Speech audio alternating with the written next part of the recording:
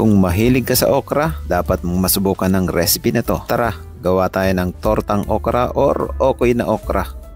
Gumamit lang ako ng mga 10 pirasong okra dito. Hiniwa ko lang siya ng maninipis. Mix lang natin ang pulang sibuyas, spring onions, garlic, delatang tuna.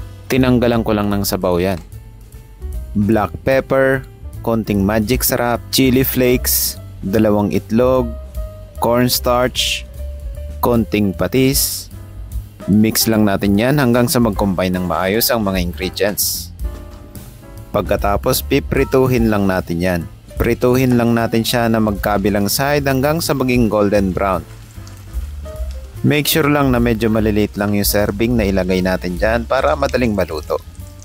Prituhin lang natin yan sa medium high heat hanggang sa maging golden brown at okay na yan.